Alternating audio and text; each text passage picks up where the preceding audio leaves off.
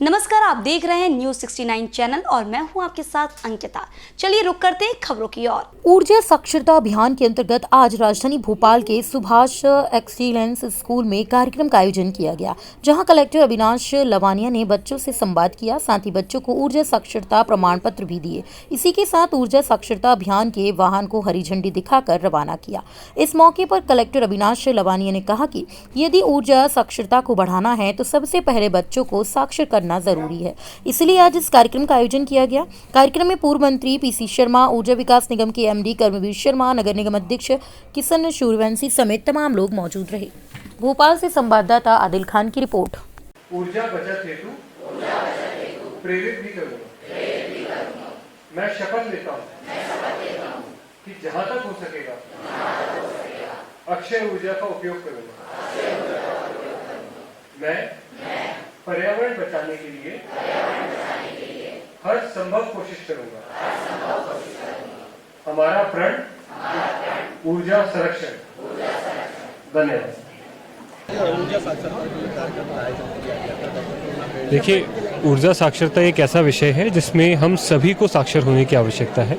इससे हम बहुत बड़ा प्रभाव अपनी अर्थव्यवस्था पर डाल सकते हैं। जब मैं अपनी अर्थव्यवस्था की बात करता हूं तो मैं न केवल अपने घर की या अपने ऑफिस की अर्थव्यवस्था की बात कर रहा हूं, वरन मैं प्रदेश की और देश की अर्थव्यवस्था की भी बात कर रहा हूं। तो बहुत सारी मनी सेविंग है जो इस अभियान के माध्यम से हो सकती है और बहुत छोटे छोटे से सरल कदम हैं जो हम सभी को उठाने हैं। चूँकि इसमें हम ये समझते हैं कि इसमें बच्चों की सहभागिता सबसे ज़्यादा आवश्यक है, इसलिए सबसे पहले हम अपने सभी बच्चों को इसमें साक्षर करने का प्रयास कर रहे हैं।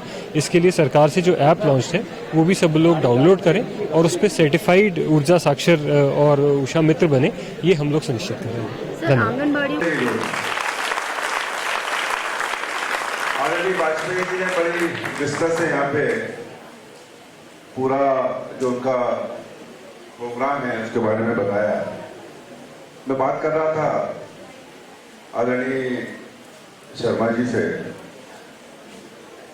कबीर शर्मा जी से, कि ये जो प्रमाणीकृत हो जाएंगे बच्चे, उनके बाद सर्टिफिकेट आ जाएगा, ये फोन से जुड़ जाएंगे, इसमें कुछ न कुछ इंफॉर्मेशन हमेशा डलती रहे कि इसमें नया क्या हो रहा है, सोलर ऊर्जा में या ऊर्जा के बचाव के लिए नया क्या हो रहा है, ये इंफॉर्मेशन भी इनको मिलती रहे। ऐसा कोई ऐप तैयार हो या ऐसा इनके फोन पे इंफॉर्मेशन जाए जिससे अपडेट होते रहे कि लेटेस्ट क्या पोजीशन है।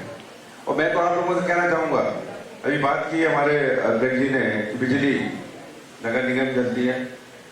कई बार तो भैया अध्यक्ष जी दिन में ही स्ट्रीट लाइट जलती रहती है जो कि नगर निगम, इस तरह की चीज़ों को भी हमको देखना पड़ेगा। और आप लोगों से, बच्चों से मेरा ये कहना है कि आज घर में जब जाओ तो देखना कि किसी भी कमरे की लाइट बिना वजह तो नहीं चल रही, पहले जाके बंद करना। शुरुआत यही से हुआ आपकी कि घर जाके जहाँ कमरे के अंदर कोई नहीं है, यूज नहीं हो रहा है, वहाँ बिजली जल तो नहीं है, इसको जाके बंद कर दो। दूसरी चीज जो आदरणीय किशन रघुवंशी जी का कि ये आजकल इलेक्ट्रिक गाड़ी चलने लगी, डीजल पेट्रोल के भाव जिस तरह से बढ़े हैं तो इलेक्ट्रिक कारें आ गई हैं, स्कूटर्स आ गए हैं। आगे चलकर मुझे लगता है कि सोलर से ही सीधी चलेगी ये स्कूटर भी और कार भी और बसेज भी, वो कोई भी सिस्टम भी इवॉल्व होगा, इन्वेंट होगा। क्योंकि जिस तरह से हम देख रहे हैं, अभी कल मैं सारणी में था, सारणी जो 660 मेगावाट बिजली पैदा करता था, 1 यूनिट बची है। पहला शहर है जिससे लोग पलायन कर रहे हैं क्योंकि काम बचा नहीं। कोई थर्मल पावर स्टेशन, जब कोयला कम हो जाएगा तो कहाँ से होगा थर्मल बिजली पैदा होगी। तो ये आने वाले समय में बिजली पूरी दुनिया में ये एक बहुत बड़ा प्रॉब्लम होगा बिजली के मामले में। हम देखते हैं आज अगर एक दिन आधा घंटा बिजली चली जाए तो क्या हालत होती है हम लोग। पुराने जमाने में लोगों के पास केवल लालटेन उससे चलते थे। ये हम लोग सौभाग्यशाली है कि इस तरह से आज देश और दुनिया बढ़ी है कि ये स्थिति यहाँ पैदा हुई है। तो ये एक बहुत ग्लोबल वार्मिंग एक हम सब के लिए समस्या का विषय है। इसके लिए जागरूकता भी जरूरी है और उसके लिए हम सबको कहीं न कहीं इस बात का ध्यान रखना पड़ेगा कि हम ऊर्जा का संरक्षण तो करें ही और ऊर्जा का अपव्यय भी रोकना एक जरूरी कदम है। शासकीय कार्यालय, शासकीय बिल्डिंगों में कई बार हमारा लगाव नहीं होता है कि हमारा इसका बिल हमें थोड़ी भरना है, तो हम अक्सर देखते हैं कि लाइट जली छूट जाती है, पंखे चलते हुए छूट जाते हैं, एसी चल रहे होते हैं। ये भी एक प्रकार का गलत स्वभाव है, इसको भी हम सबको बदलना पड़ेगा।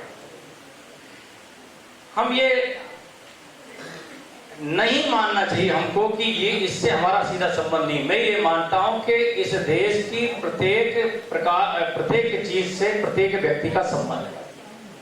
अगर शासकीय बिल्डिंगों में कोई ऊर्जा का अपव्यय हो रहा तो कहीं न कहीं जो कर के रूप में पैसे को दे करके पूरी व्यवस्था को संचालित पूरे यहाँ के नागरिक कर रहे हैं, उनके पैसे का दुरुपयोग है।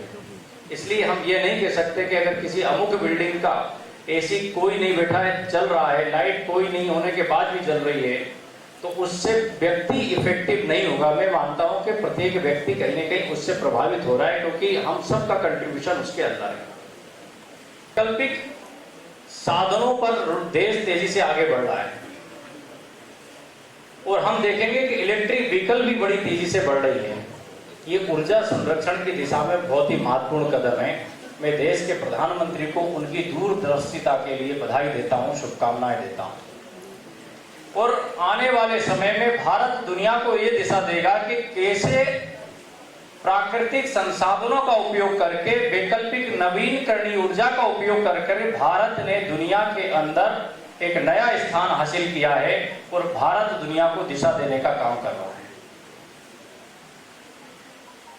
कहते हैं कि परम वै भवन ने तुम्हें तस्व राष्ट्र, इस राष्ट्र को परम वैभव पर ले जाना है। हम चाहते हैं कि दुनिया भारत का विश्व गुरु बने, तो प्रत्येक क्षेत्र में भारत के प्रत्येक नागरिक को अपनी जिम्मेदारी का निर्वहन करते हुए इस देश के लिए बेहतर क्या हो सकता है, हमें इस पर काम करना पड़ेगा।